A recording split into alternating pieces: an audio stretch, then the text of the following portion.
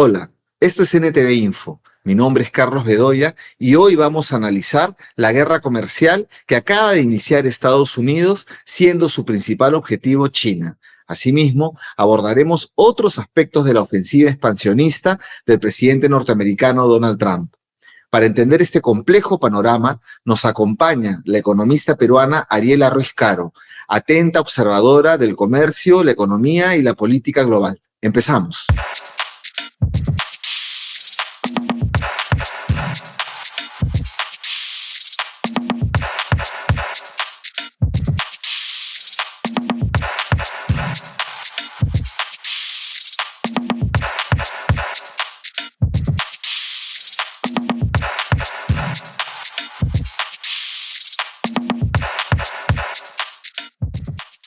Bienvenida, Ariela. Solo decir que Ariela Ruiz Caro es economista por la Universidad de Humboldt en Berlín, es magíster en procesos de integración económica por la Universidad de Buenos Aires, la UBA, y es consultora de varios organismos internacionales en temas de comercio, integración, energía y recursos naturales. Bienvenida de vuelta, Ariela. Un gusto tenerte aquí. Bueno, de arranque comenzamos por esta pregunta de la guerra comercial. ¿Es de corto plazo? ¿Es de largo plazo? Porque nosotros vimos que se pusieron los aranceles a Canadá y a México, pero luego se suspendieron después del excelente liderazgo en negociación de la presidenta mexicana Claudia Sheinbaum, que le abrió pues el camino a Justin Trudeau, y comenzamos a celebrar. Pero inmediatamente después viene China y sus represalias y nuevamente los mercados comienzan a tener problemas, las bolsas de valores de Europa y Estados Unidos no rebotan, sino siguen cayendo. Y bueno, nos encontramos en un impasse que parece ser de largo plazo. ¿Cuál es tu mirada? Sí, Carlos, yo creo que este es un problema de largo plazo y que la instrumentación de aranceles es una herramienta política que utiliza Trump ante la pérdida de liderazgo económico, político en el mundo, y lo hace con países con los que mantiene déficits comerciales, con México, con Canadá, con Europa, con China. Esos son los países. No lo hace con Perú, no lo hace con Panamá, no plantea el tema de poner aranceles, porque todos los países con los que Estados Unidos tiene tratados de libre comercio, desde que firmaron esos tratados de libre comercio, revirtieron sus saldos favorables y hoy son favorables a Estados Unidos. Trump durante su primer mandato dijo que iba a revisar esos tratados de libre comercio, pero como nosotros hemos salido perjudicados en términos de balance comercial, pues con nosotros no tiene problemas. Costa Rica, Chile, Colombia inclusive. Lo de Colombia, si bien se amenazó con poner aranceles de 25% y la próxima semana te pongo de 50%, eso era absolutamente un exabrupto, como ambos una bravata. Una bravuconada, un estilo matonesco, porque además tú no puedes renegociar un tratado internacional de esa manera, porque se rigen por la Convención de Viena y así está estipulado en los tratados de libre comercio, que son procesos largos de negociación, donde hay un periodo donde te estás obligado a mantener esos niveles arancelarios. No se puede hacer de esa forma, como dice Trump, cuando hay un tratado internacional de por medio, que está sobre la Constitución. Pero ya nos dimos cuenta con lo que ha ocurrido en la negociación con México y Canadá, que Estados Unidos mantiene esta señal de que yo no negocio en marcos de tratados ni en marcos de organismos multilaterales, ¿no? Yo negocio directamente, ¿no? Al menos así ha quedado ese mensaje. Sí, porque Donald Trump es una persona, en la medida en que es un gobierno que no tiene, en este momento no tiene sustento para ser el hegemón, o sea, ya no estamos en los 90 ni a principios de 2000, vivimos otra realidad, es un mundo multipolar y Estados Unidos no tiene esa libertad que tenía antes, o que podía darse el lujo, mejor dicho, de respetar la institucionalidad global. Hoy no lo hace, ya se salió del Acuerdo de París nuevamente, de la Organización Mundial de la Salud, en su primer mandato dejó la Organización Internacional de Migraciones, en fin, un conjunto de acuerdos. Ahora, en cuanto al México y Canadá, este TEMEX, que él mismo renegoció además, se va a renegociar, está previsto por el tratado que suscribieron los tres, que se va a renegociar el próximo año. Sí. Entonces, aquí es un tema, digamos, es una amenaza para conseguir otro tipo de objetivos. Yo diría que son como una pantalla. Una es el fentanilo, es otro tema, pantalla también diría yo, sino es seguridad nacional. Y cómo estos países eliminan la presencia china. Yo creo que Estados Unidos tiene el objetivo de sacar, el interés de Estados Unidos en este momento es de adquirir una mayor presencia y eliminar esa presencia china que ha ido incrementándose en los últimos 20 años. De hecho, si uno analiza, por ejemplo, en el caso de Perú, ¿cuál es nuestro principal socio comercial? Es China, con 33% del comercio.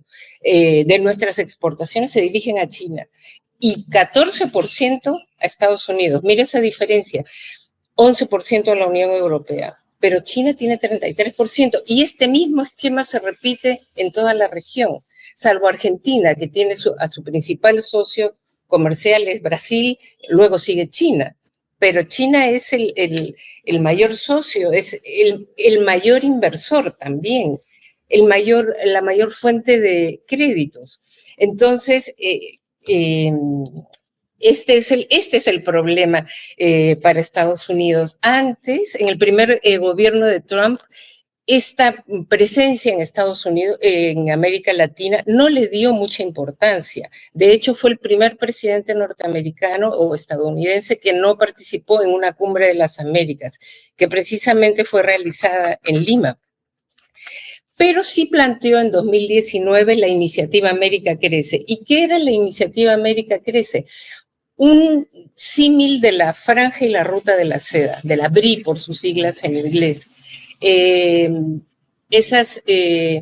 Ese programa lo que buscaba era promocionar las inversiones en infraestructura, incluida la infraestructura digital, pero la condicionalidad era que no hubiera presencia china, por lo menos en las inversiones, que las empresas chinas no participaran en las licitaciones para contratar tecnología 5G, Huawei, y tampoco que construyeran puertos profundos porque eran estratégicos, como el puerto de Chancay, por ejemplo.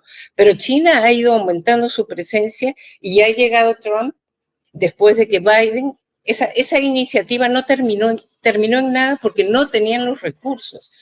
Y Biden presentó en una cumbre de las Américas de Los Ángeles en 2022 la iniciativa, la Alianza para la Prosperidad Económica de las Américas, que era lo mismo.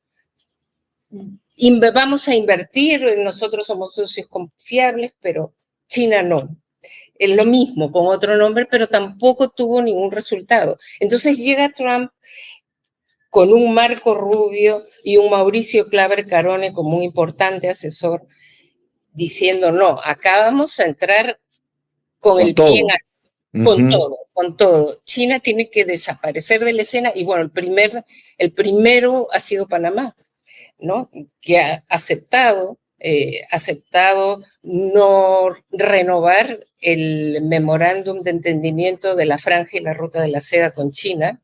En 2017 Panamá rompió relaciones diplomáticas con Taiwán, las reinició con China, firmaron el acuerdo de la Franja y la Ruta y bueno, y ahí fluyeron las inversiones y, claro, esa presencia china alrededor del puerto, digamos, el puerto lo maneja Panamá, las decisiones políticas son de Panamá, pero hay empresas chinas que están radicadas en Hong Kong que tienen una importante presencia, eso es cierto. Y eso Estados Unidos ha logrado también que pasen los barcos militares estadounidenses libres y bueno, y el compromiso de que no van a renovar el tratado. Eso puede replicarse en Honduras, ¿no? Porque Honduras tiene que también con la presidencia de Xiomara Castro reconoce a China y ya enfría las relaciones con Taiwán, reconoce a China y están en tratativas para este canal seco, digamos, ¿no? Que es por vía de tren que une las dos costas. Honduras también tiene dos costas, tanto en el Pacífico como en el Atlántico. Pero vamos un ratito a las medidas de China, ¿no? Nos queda claro que esta guerra comercial es de largo plazo, aún así México y Canadá han logrado una suspensión de 30 días, ahí está la espada de Damocles, ahí está la amenaza, igual se han comprometido a lo del fentanilo, a lo de los migrantes, poniendo plata, poniendo gente Guardia Nacional en la frontera, incluso destinando $200 millones en el caso de Canadá para ese resguardo, ordenando una inteligencia común con Estados Unidos, con una serie de sesiones que sí podían realmente, sí tenían que dar, ¿no? Sí tenía que dar Canadá y sí tenía que dar México, bueno, el liderazgo de Claudia Sheinbaum. Pero más allá de esto, las medidas de China. China le ha comenzado a hacer una investigación antimonopólica a Google, ¿no? Un coloso norteamericano. Ha puesto aranceles, igual, al petróleo, al carbón, al gas licuado de petróleo, a los productos agrícolas, ha puesto a investigar a empresas no fiables norteamericanas para cortar exportaciones, ha denunciado ante la OMC, es decir, China responde y China sabe administrar costos muy bien, lo hizo muy bien durante la pandemia, lo ha hecho a lo largo de los años. El tema sí es con Panamá, ¿no? El tema es con Panamá, eso le cortaría, no sería un costo que pueda administrar China, porque se le corta una cadena de suministro, le corta una ruta, ¿no? Entonces, un poquito, ¿cómo estás viendo las medidas de China y qué otras medidas más puede tomar? Porque China no es México, no es Canadá, China es tremendo país, incluso que ha sido muy hábil, ¿no? Cuando negocia Estados Unidos con Canadá y México, parece que va a haber un rebote en los mercados, en los índices más importantes como el Nasdaq u otros. Viene la noticia en la madrugada europea para que todas las bolsas de Occidente no reboten, más bien sigan cayendo un poco más con este anuncio de las medidas, las represalias chinas. Un poquito antes también fue con el tema de DeepSeek, que destruyó prácticamente este fondeo y anuncio de otras empresas que más bien tienen ahí el tema de ChatGPT y demostró que con poco costo una empresa china lo hace mejor y todavía de data abierta y también hizo que haya una caída tremenda, nunca antes vista en la bolsa de valores de Estados Unidos respecto de esta empresa de tecnología. Un día después de que habían anunciado una inversión millonaria por parte de Donald Trump para la inteligencia artificial. ¿Qué más va a responder China? ¿Cómo ves este pleito entre gigantes? Es un pleito entre gigantes y allí no hay especulaciones, sino China lo tiene muy bien pensado, porque esto ya lo dijo Trump hace tiempo en su campaña. Es más, estos aranceles son menores a los que él decía que iba a instrumentar con respecto a China. Sí. Yo creo que son medidas inteligentes, inclusive esta demanda ante la Organización Mundial del Comercio de iniciar una investigación a Google por prácticas antimonopólicas, en realidad a ellos no les afecta, es parte del show, porque todo esto es una especie de show también, porque China tiene bloqueado Google desde 2011, ellos tienen sus propios sistemas de buscadores, de WhatsApp, se llama WeChat, y tienen, es un sistema endógeno, entonces a ellos no les hace, demandar a Google puede ser que otro país pudiera demandar a Google, pero como no lo van a hacer y probablemente sí tenga prácticas monopólicas, bueno, lo hace China, aunque no lo usa, ¿no? El otro tema que no mencionaste en las medidas que bien has señalado, ¿no? Como esto de los impuestos esto sí le duele a Estados Unidos, al gas licuado de petróleo, al carbón, sí, al gas licuado de petróleo y al petróleo. Esto sí es doloroso, productos agrícolas, la soja. Esto es doloroso para Estados Unidos, porque allí están hablando en serio. El otro tema es que, y de la misma manera que Estados Unidos prohibió a las empresas chinas y en una llamada Entity List, estas empresas chinas no pueden comprar microchips de Estados Unidos para el desarrollo de ciencia artificial y nanotecnología y para todo lo que sirven estas microchips de menos de 10 nanómetros. Entonces puso a Huawei, a muchas empresas chinas en una lista que se llama Entity List, que son las empresas que son una amenaza para la seguridad nacional de Estados Unidos.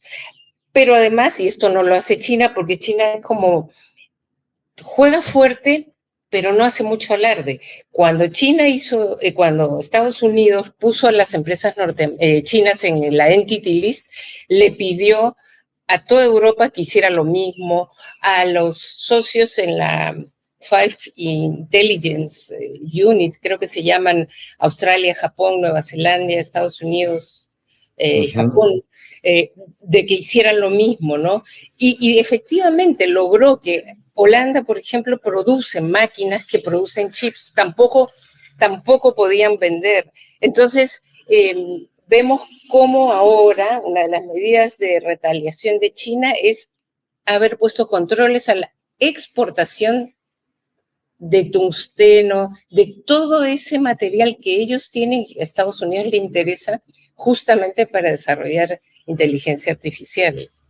La inteligencia artificial, además de requerir estos recursos naturales que Estados Unidos le compra a China, bueno, ahora yo no te vendo, ¿no? Y China pierde, pero como tú dices, China administra, está acostumbrada a las sanciones, a zafar por algún lado y arreglárselas. Y el ejemplo más claro es digamos, la presentación del DeepSeek R1, ¿no? Que es inteligencia artificial generativa de código abierto.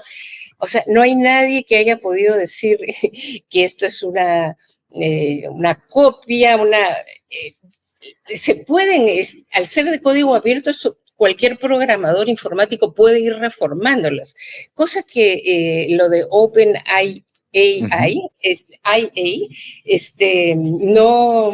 no permite, ¿no? Entonces, y aparte tienes que pagar $200 mensuales si tú quieres usar Sí, esto es gratis.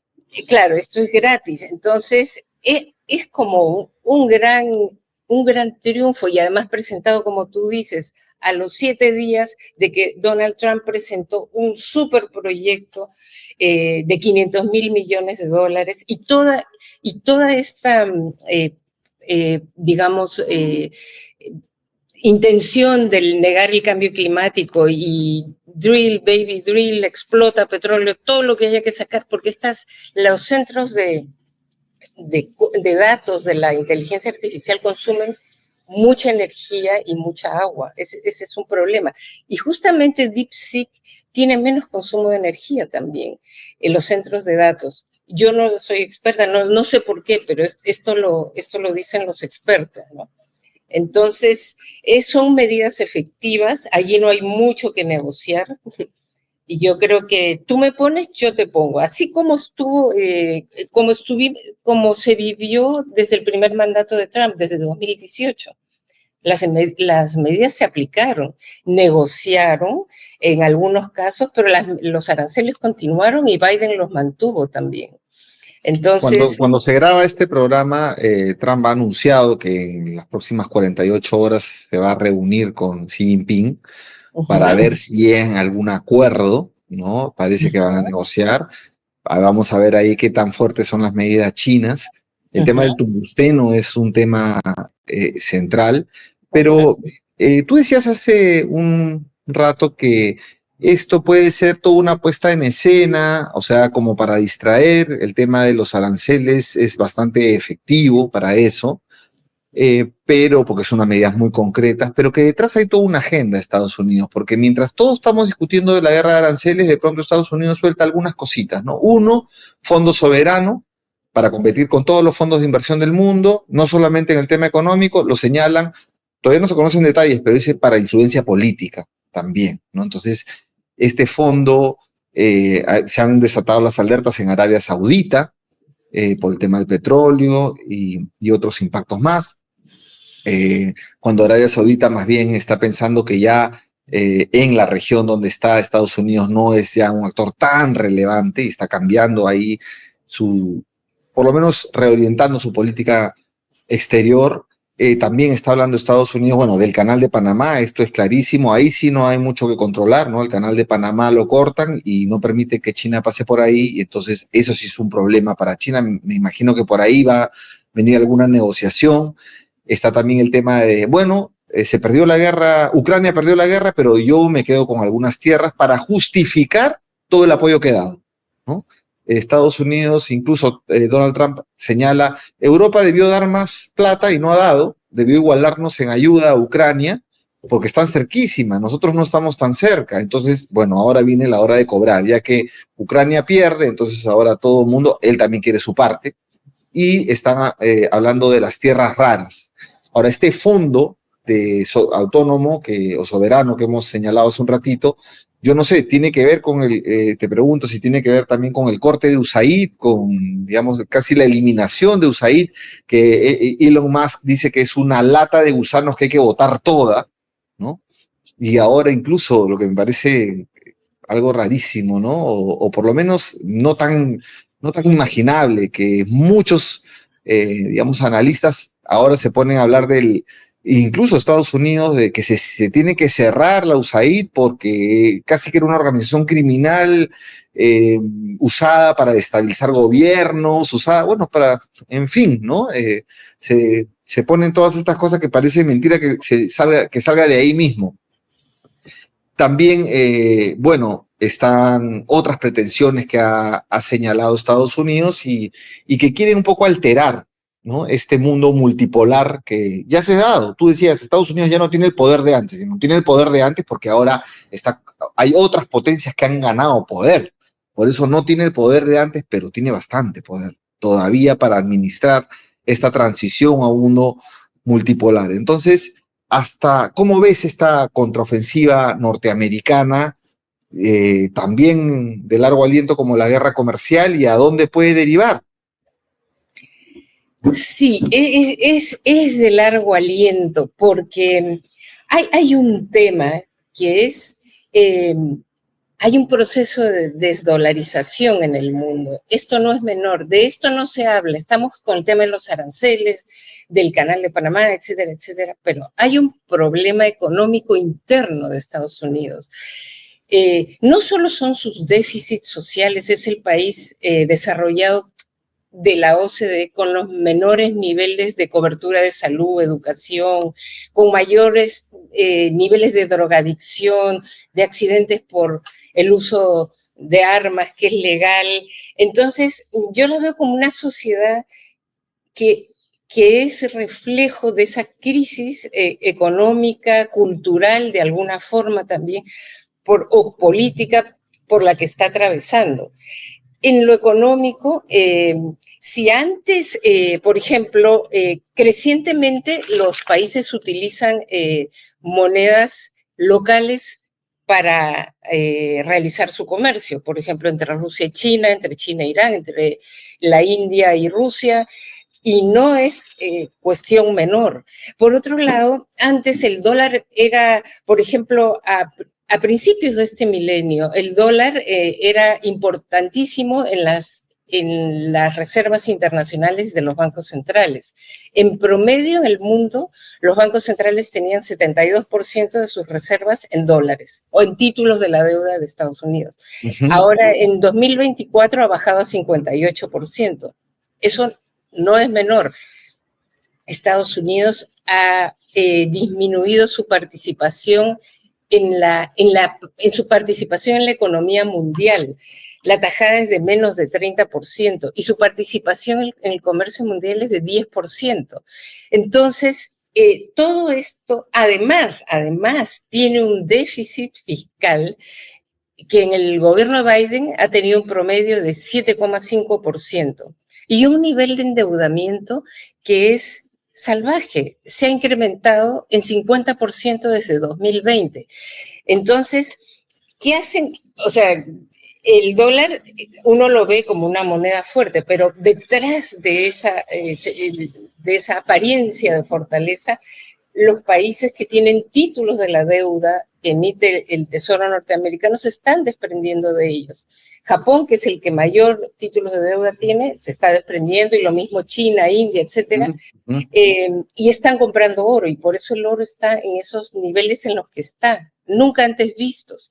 Entonces, este es un trasfondo económico. Estados Unidos tiene esos problemas. Por lo tanto, no tiene dinero legítimo que no sea imprimir la maquinita para sus fondos soberanos, este fondo soberano que quiere armar, que sí, como tú dices, creo que es para reemplazar USAID, que la ha cerrado, o sea, ha mandado a sus empleados a trabajar a la casa y ha cerrado su página web. Y bueno, y después de que... Su cuenta de Twitter, su oficina en Washington, le ha quitado los logos. O sea, lo que ha hecho Elon Musk, que me parece que es increíble, que alguien que no es un político local con una trayectoria de política, además no es digamos, es un empresario que tenga ese poder para insultar además la actividad de USAID, que es correcto. Yo también estoy de acuerdo en que USAID, sabemos, ha participado en todos los golpes, ha desestabilizado, se ha metido en medios de comunicación, algunas ONGs, otras, por supuesto, que han ayudado, han tenido programas de ayuda, en fin, pero digamos que el objetivo era un brazo financiero de la CIA y de los intereses de Estados Unidos. Pero estos intereses, de pronto, en este cierre que quiere, porque Elon Musk es el director de DOGE, de este departamento, de la ¿cómo se llama? Es lo que dice mi ley, de la sierra, del cortar, de despedir empleados públicos, despedir a la gente de USAID, crear un foro más chico, más eficiente y con los nuevos intereses de Estados Unidos, que tiene sus variantes, porque a Estados Unidos hoy no le interesa la institucionalidad global. Entonces le interesa esta cosa de la prepotencia, ¿no? Es la ley del matón. Y yo creo que este fondo obedece a eso. Son los chantajes por los que va a pagar a distintos gobiernos que no tienen el poder que tiene China, para que no les corten la compra de las cebollas o lo que exporta América Latina, en realidad los textiles, el agro. Sí, bueno, la ofensiva ahí con USAID ha sido fuerte porque han dicho es corrupta, nadie controla sus fondos, ni el Congreso ni el gobierno. No está, que es un fondo que se usa para actividades criminales, incluso se ha dicho. También se ha señalado que no corresponde la agenda que manejan con los intereses nacionales de Estados Unidos. De hoy. ¿No? Claro. Y que además está lleno de irregularidades y bueno, en fin, ha sido ya puesto todos los demonios, se ha cerrado y que promueve la agenda woke, ¿no? Entonces, además, ¿no? Entonces, bueno, en fin, y la ideología de género, hablan un montón de cosas ya aprovechando que la ofensiva viene de la ultraderecha. Pero bueno, en fin, no estamos para defender a USAID, mucho menos, pero sí dar cuenta de lo que está sucediendo, porque esto es una movida que tiene que ver con una disputa de fondos también, ¿no? De manejo de fondos, porque tiene muchos fondos USAID, ha cortado en todo el mundo, solo ha dejado en Egipto e Israel. Pero ya saliendo un poquito, ya para ir terminando, dos cositas. Uno, el papel de Claudia Sheinbaum y el rol de América Latina en esto. Creo que se ha notado un golazo Claudia Sheinbaum, un golazazazo, y que creo que la pone como una líder fuerte de América Latina y que incluso pues ha dejado mal parado a Justin Trudeau, ¿no? Que ha tenido que colgarse de la de esta forma de hacer diplomacia de los mexicanos, tremendo país México, realmente, tienen creo que una mejor diplomacia que Europa, ¿no? Entonces, un poquito háblanos de Claudia Sheinbaum y de México, cómo ha hecho, ha dado algunas concesiones, pero muy, muy interesante, hasta con algunas bromas, todavía ha señalado. Y de otro lado, la otra cara de la moneda, ¿no? El papel de Europa. Qué penoso, como decía alguien, solamente falta que mueva la colita, ¿no? La Comisión Europea ni siquiera ha tocado el tema de aranceles hasta recién entrada la semana, ¿no? Han mantenido su agenda, no tienen una agenda de respuesta arancelaria. Lo único que se le ha escuchado a la señora presidenta de la Comisión Europea, Ursula von der Leyen, es vamos a responder de manera dura, pero de manera dura no dice nada. Creo que ni siquiera han pensado cómo manejar el tema arancelario cuando la balanza comercial entre Europa y Estados Unidos es súper superavitaria para Europa. Algo van a tener que ceder y Trump ya dijo, ya viene el 10% para ellos. Entonces, México y por otro lado, México, el rol de América Latina y Europa. Y con eso cerramos, Ariel. Ya. Listo.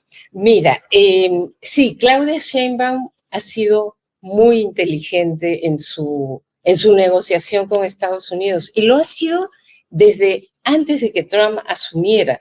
Recuerda que Justin Trudeau se fue a Mar-a-Lago cuando Trump todavía no era presidente y Trump lo maltrató. Cuando Trump amenazó que iba a poner aranceles a Canadá y a México porque nos están haciendo daño, porque ellos tienen superávit comercial y nos están viviendo y ya, fue Justin Trudeau corriendo a Mar-a-Lago a reunirse con Trump y Trump lo invitó a ser parte de Estados Unidos, el estado número 52. Entonces ya desde 51, sí, estaba contando Puerto Rico, bueno, 51, sí, entonces me parece que eso fue un trato espantoso, ya desde allí Justin Trudeau quedó muy mal. En cambio, Claudia Sheinbaum ha sido muy diplomática, absolutamente diplomática y con una orientación correcta, ¿no? Porque ella ha hablado de soberanía.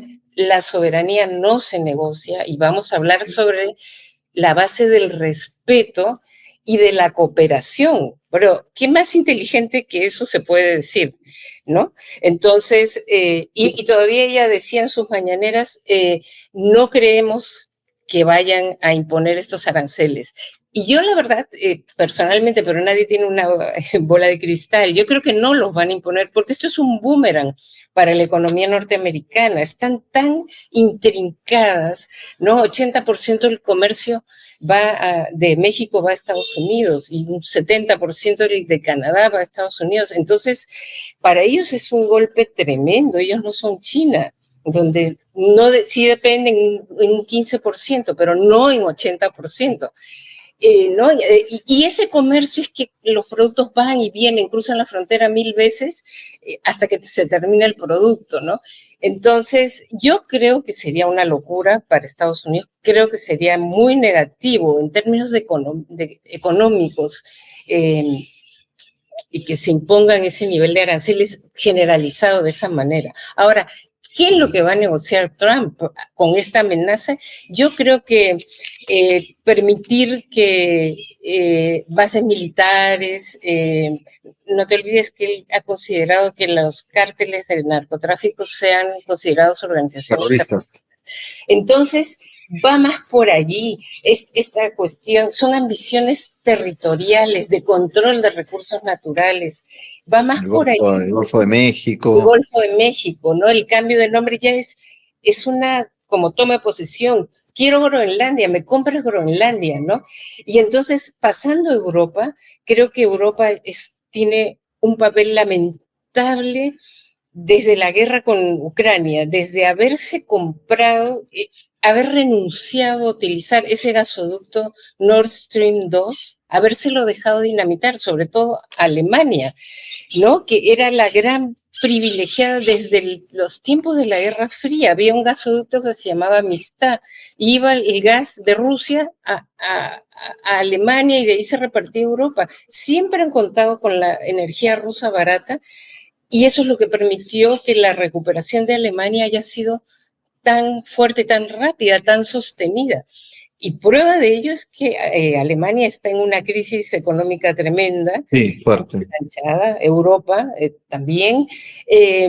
No han sabido, se han comprado la agenda, y esto es lo que sí decía Merkel, Europa tiene que tener su propia agenda energética y no tiene que comprarla de Estados Unidos.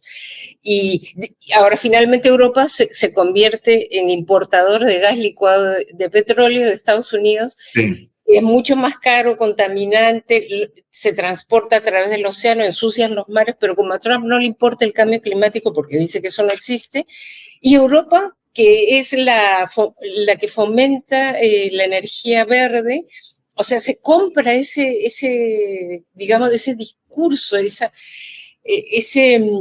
es increíble, la verdad, y que no tenga un plan fuerte para Europa se puede parar fuerte. Está bien que América Latina, sobre todo si la encaras individualmente, no tiene esa capacidad que sí tiene Europa, pero no la han usado. Creo que hay un déficit político, no hay un líder que piense en su soberanía, en su propio interés, y se han colgado de Estados Unidos. Ahora están temerosos, porque una cosa era Biden, que era más diplomático, ¿no?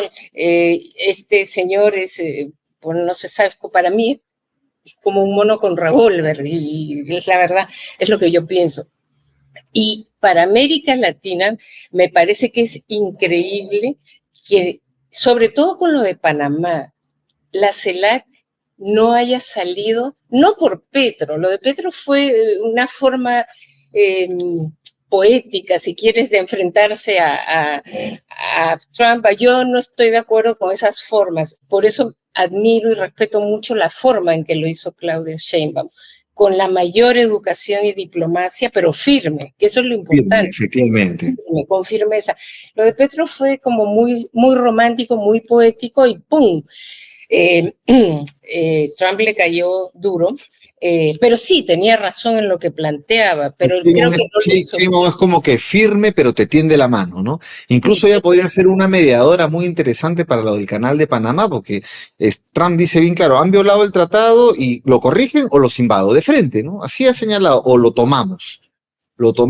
Bueno, eso ya Estados Unidos ya invadió Panamá. Y invadió Panamá y has matado a mucha gente ahí. 89. Así es, ¿no? Entonces ya hemos visto eso, lo podríamos volver a ver, pero creo que liderazgos como el de la presidenta Claudia Sheinbaum serían muy importantes para América Latina luego de haber liderado, de haber pasado esta primera prueba, ¿no? Exacto, y allí viene el rol de América Latina en el marco de la CELAC, de la Comunidad de Estados de América Latina y el Caribe. Yo creo que tienen que construir, ahora pasa en febrero a manos de Colombia, yo creo que lo primero que tendrían que hacer es revisar su institucionalidad, porque no puede ser que América Latina no haya podido emitir un comunicado en defensa del Canal de Panamá. Exacto, a la soberanía del control de Panamá sobre un tratado internacional. 4 párrafos, los 4 párrafos que publicaron algunos cancilleres. Sí, sobre todo porque la reivindicación de la soberanía del Canal de Panamá es una reivindicación histórica de toda América Latina durante casi buena parte del siglo XX. Exacto. Y que no podamos hoy hacer una declaración en la que se tendría que sumar Milei de la misma forma que América Latina respalda siempre las Malvinas, en todos los eventos. Así es. Entonces, yo creo que andamos mal en ese sentido, porque si la Unión Africana, con 56 países, con distintas realidades, idiomas, religiones, etcétera, puede plantarse frente a las vacunas, a la liberalización de la propiedad intelectual por 2 años frente al COVID, ¿cómo América Latina no puede eso siquiera, no? Así bien. Que bueno, Ariela, realmente ha sido un placer discutir contigo, conversar contigo, siempre tan bien informada y con tan buen análisis. Nosotros ya tenemos que terminar aquí, pero este tema da para seguir porque estamos en pleno desarrollo de esta guerra comercial, esta arma de fuego que son los aranceles. Bien, muchas gracias, Ariela.